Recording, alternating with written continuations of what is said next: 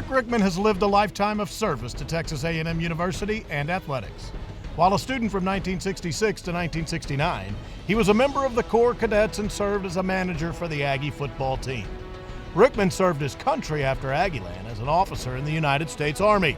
He then earned a master's degree and Juris Doctorate. He's enjoyed an illustrious career practicing law since the mid-1970s. Through it all, Rickman's dedication to A&M has remained steadfast. He was on the 12th Man Foundation's Board of Trustees from 2005 to 2011 and was the chair in 2010. He was also on the Lettermen's Association Board of Directors from 2000 to 2004 as president in 2003. For the university, he's held a position on the Dean's Development Council with the College of Education and Human Development since 1991.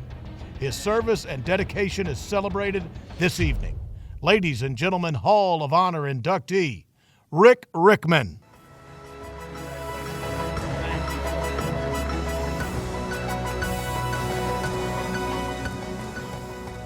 Howdy.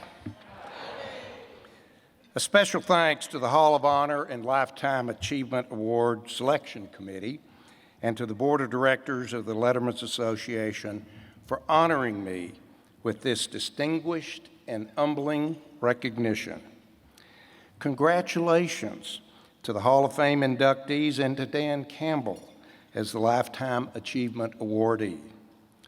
To the Hall of Famers, I speak to you this moment. Your remarkable athletic achievements while at A&M have not only brought great recognition to you, but to the Texas A&M as well. With the award tonight, your athletic achievements will now be memorialized in Texas A&M athletic history and forever remembered by Aggie fans. As for myself, when I look at the names on the wall in the Lettermen's Lounge of the previous Hall of Honor inductees, several of whom are in the audience tonight, I am truly humbled to be joining them. My connection to Texas A&M athletics started when I was 7 years old. In 1954, I snuck into Kyle Field. There was no security then. To give you a sense of how far back that goes, Kyle Field was only one level and an open end zone. I still have a Kodak picture of that moment. No one else was there that morning, just me at Kyle Field. A feeling came over me that day that this is where I should be. I am so glad I trusted my instincts. My journey of supporting the athletic programs started with being a manager on the football team. I was too small back then to play football, but I became a manager because I wanted to stay connected with athletics. I devoted a lot of time and effort to that job, but I was rewarded and enriched tenfold. From the friendships made with the players, the managers and trainers, the coaches, and others, such as that incomparable A&M icon named Billy Pickard, to the 4 years of unique experiences with the teams, especially that 1967 championship team. What a magical year. And it was a privilege just to be in their presence and watch what they went through to achieve what they did. I simply treasure my 4 years as a manager. In the process, however, as an insider, I began to appreciate how important donor support is to the program. After I got out of law school, I decided it was time to re-engage. Lloyd Taylor was the executive director of the Lettermen's Association then, and he encouraged me to become involved.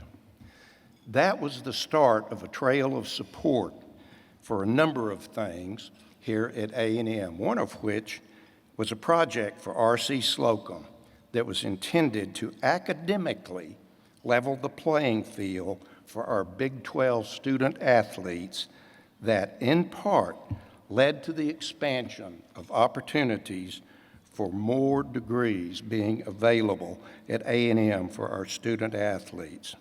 And then, of course, there was that 7-year term of service with the 12th Man Foundation Board, followed by eventually me coming back to the association to help them. Over the years, I have supported the Aggies for most likely the same reasons as everybody in this room. The first is to give our athletes the opportunity to be the best they can be by providing them with championship coaches and championship facilities. The second reason for me personally, and I don't doubt that you feel the same way, we want to provide these outstanding young men and women athletes everything necessary to achieve a meaningful degree from Texas A&M and to be able to wear that Aggie ring. By the way, in that regard, this spring, the GPA for our athletes was 3.208, the highest in A&M history. And over the last 25 years, the graduation rate of our student athletes has steadily risen until now at 87%. It exceeds the graduation rate of the student body, General. That is something near and dear to my heart that really motivates me. A third compelling reason for support has now emerged. So permit me to digress for a moment. Its roots are a result of a 100-year decision made 13 years ago for the Aggies to go to the SEC and get a seat at the big table of college football. There are several people in this room tonight that we should continue to thank for their vision and steps boldly taken for this move. Richard Box, former tennis letterman and chair of the Regents at the time, Bowen Lofton, our president, and Jim Wilson, the regent, who was the point man for all of this, day in and day out, to work through the issues patiently, quietly, and diligently to bring about that landmark move. The last several years in college athletics, however, have brought a new wrinkle to the ways that we are called upon to support our Aggies and to ensure our seat at a newer and bigger table that I feel is coming. At the center of it is player compensation by either revenue sharing or NIL. It's not what we grew up with, but it is what it is now, and we must step up and respond with support to protect A&M's athletic brand. For it is possible, my opinion, it's possible within 5 years that the TV money will demand that there be something in the nature of an elite conference where only the top brands will play each other, a super conference consisting of only about 1/4 of the current Division I FBS schools. But that's for the future. Let's come back to this very moment. 71 years ago, I stood in Kyle Field and was moved by an unseen spirit that I felt that morning in an empty stadium, a feeling that has never left me and has brought me to this very special moment tonight.